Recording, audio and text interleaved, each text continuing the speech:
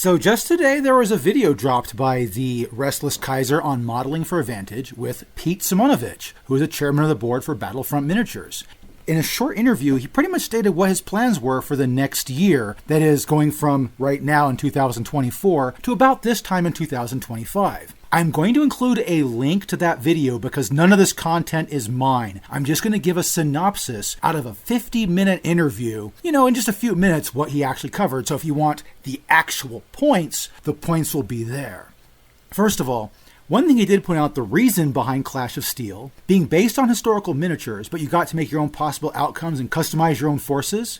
He stated that they always wanted to make these kits and they love the customization the fans are doing.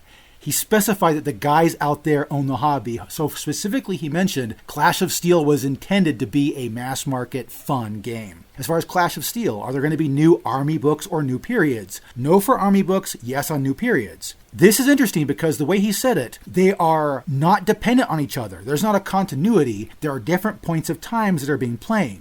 There's 2 new standard sets coming out very soon, UK versus Soviet and American versus German, a flip-flop of what we have now. Is anything phasing out? No, all the new tanks are available with all the old tanks and vice versa. You might see more emphasis on the big, bad experimental stuff. You can still use World War II if you want to. The exact dates are for Wave 2, October 2024, which is based in the 1950s and was called War of Unification. Does he mean Germany by that?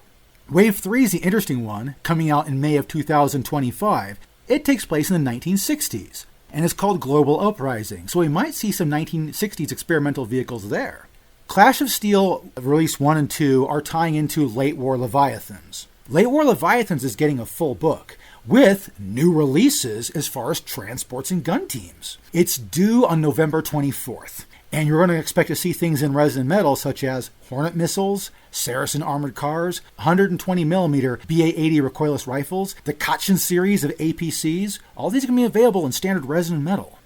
Some bad news, but as he says it, we have 4 seats in the car and only 2 seats are up front. Flames of War Pacific War is coming out in February of 2025, so it's being pushed back from a late 2024 release. They are specifically covering Japanese naval infantry, and the British are getting a bunch of brand new miniatures for this, mostly infantry. He really covered early war and said this is my favorite period.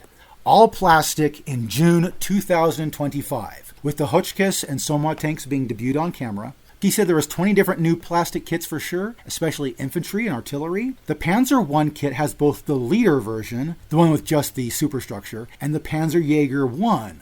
That's good enough for me. We get Panzer 38Ts. Yes, I wanted those. The British will get 18-pounders and light tanks. They didn't specify which ones, but it might be Vickers, it might be the A9s, who knows. This period will cover the war in France, but they say that one day they will definitely cover Barbarossa and Poland, maybe even the Winter War. Peter mentioned they will have some tweaks to the early war so that it's not just a pillow fight. He didn't exactly say what was being tweaked, but he mentioned it won't be like a full brew-up like it is in late war, but at least early war will seem to have a bit more punch than it did in its first incarnation. Over in September, we're getting Market Garden, not as new books, but army deals and a few things that tie into the books we already have. So the old books will still work, we'll just have new boxes that specifically say, hey, this stuff makes this battle for Market Garden.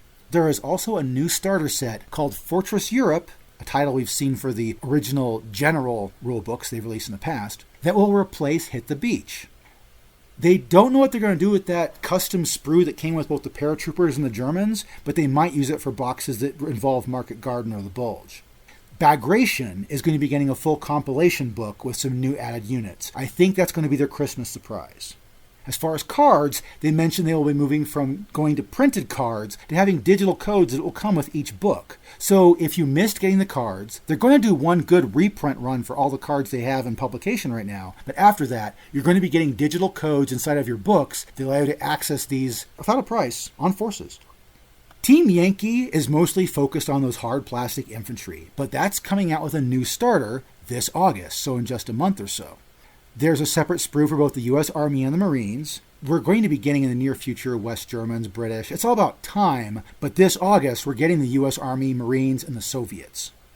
Also covering Team Yankee, in January of 2025, we're getting a new book for the Israelis. they're getting their own separation from the rest of the Middle Eastern wars. They'll be getting a new Merkava 3 tank, and the Apache helicopter will be available in their forces. There's also a little note that was placed on screen but not actually talked about. The Nagmashot APC will come in a metal and resin version. And of course, there'll be a limited run army box. Checkpoint Charlie, which is considered an early war for Team Yankee, will be released in October of 2025. Nice. And of course, if you haven't noticed right now, there are dynamic points up for Team Yankee. It's a trial period. They're not covering too many units, but they're doing dynamic points for Team Yankee on Forces of War. They'll also be releasing a new website in the August of this year. The retail section and the hobby section will be separate, but they'll have links back and forth to two sites. I think they've had problems with bloating on their site, so they're going to actually separate the online store as a separate site so it doesn't take up all the bandwidth. In that interview, they also had a short spot on the fact that they've gotten the full Conan license, so if we see an RPG or skirmish wargame in the future on Conan, I mean, that's just me talking right there. They are under a license agreement, so Peter can't talk. But anyway, that's pretty much a short grab of what we have here as what was in the interview. The link is down below. If you have any questions, don't worry about me. Go over to that video and comment on what Peter and the Restless Kaiser said. Thanks so much for watching this video. Have fun watching the next one.